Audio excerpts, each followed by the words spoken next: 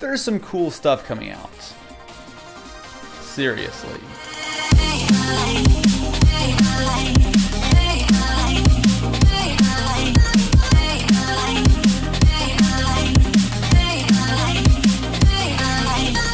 Starting off at number 5, we have Touch ID. Okay, so this one probably sounds really obvious, but hear me out. Everyone has what is basically a completely unique password on each finger, so it only makes sense to use them, right?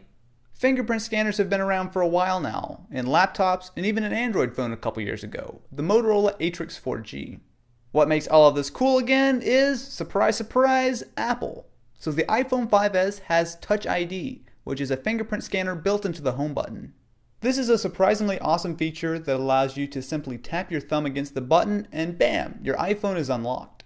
Now, a lot of people have been a little hesitant that Touch ID has been hacked or that the NSA is collecting their fingerprints. While no security is foolproof, to actually hack Touch ID is actually pretty hard.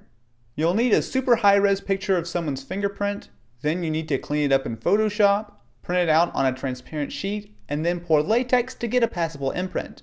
Way easier than guessing someone's passcode, right? On top of that, your fingerprint data is stored securely on the phone in a way that makes it basically impossible for anyone to ever get. It's basically a win-win for keeping your phone secure and still simple to use, all with the power of your thumb. At number 4, we have Google Fiber. Okay, I'm just going to throw this one out there. I'm incredibly jealous of everybody who has Google Fiber. It's just basically the greatest thing ever. Average internet speeds in the United States are 7.4 megabits per second, where fiber comes in at a full 1,000 megabits per second. It's 135 times faster. I mean, I just really don't know what else I can say about that, except that I want it. But what can you exactly do with such fast internet? Well, you could load every single one of my nearly 1,000 videos in full HD, and it would take you 9 minutes and 14 seconds. Or you could download one of the best looking PC games out, Crysis 3, in just a minute and 7 seconds. Want to catch up on Game of Thrones? You could download the entire 3rd season at Blu-ray quality in 53 seconds. I could keep going, but I think you get the idea. Google Fiber is stupid fast. Unfortunately, not everyone can get fiber right now. It's available in Kansas City at the moment, and they're expanding to Provo, Utah and Austin, Texas. So while you and I probably won't have fiber anytime soon, super fast internet is coming and I can't wait. At number 3, we have the Oculus Rift. Earlier this year at E3, I got to try Oculus Rift, this goofy looking headset right here. Now basically it's a screen with a couple of bits of optics as well as a motion sensor inside, and it is one of the coolest pieces of tech that I've seen in a long time. It's a full 3D virtual reality headset, and it is the most immersive way I've ever played a video game. Thanks to the head tracking, you can look around in-game and actually see what's going on, which is incredibly awesome. The display built into the Oculus is only 1280 by 800, which when it's right in front of your face is fairly low resolution, however the final consumer version will be 1080p. One of the coolest things about the Rift is how easily you forget you're wearing it. Because you see a different image with each eye, the 3D is totally natural, unlike 3D movies for example, and even if you wear glasses, you can just swap whatever lens you like in and you're good to go. I've been playing with the Rift for a little while now, and once the final version is ready, it's going to be practically a must-have for gaming. At number 2, we have 3D printing. Okay, so this is definitely the weirdest sounding thing on my list. I mean, come on, even normal 2D printers still suck.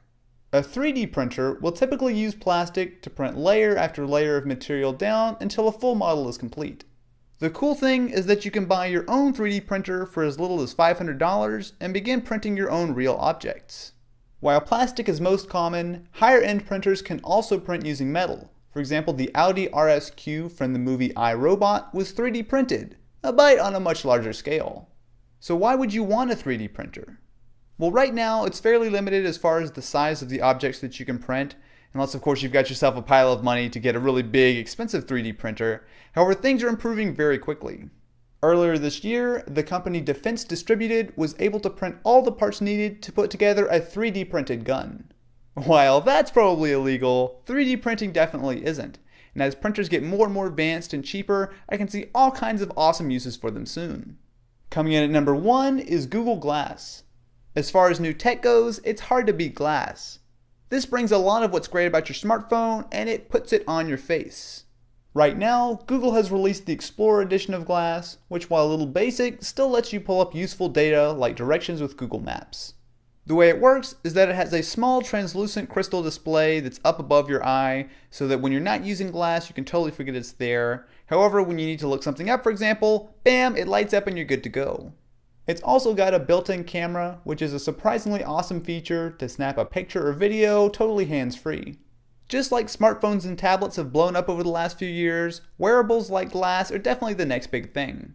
Samsung has just released the Galaxy Gear smartwatch, and the Pebble has been out for a little while. However, for me, nothing quite matches up to the power of having all this technology built inside your glasses.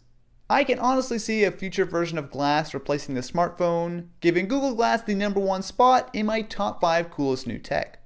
So now it's your turn. What is some of the cool new tech things that you guys are most looking forward to? Definitely be sure to let me know what you think in the comments below. Anyway, I want to thank the sponsor for this video, Ting.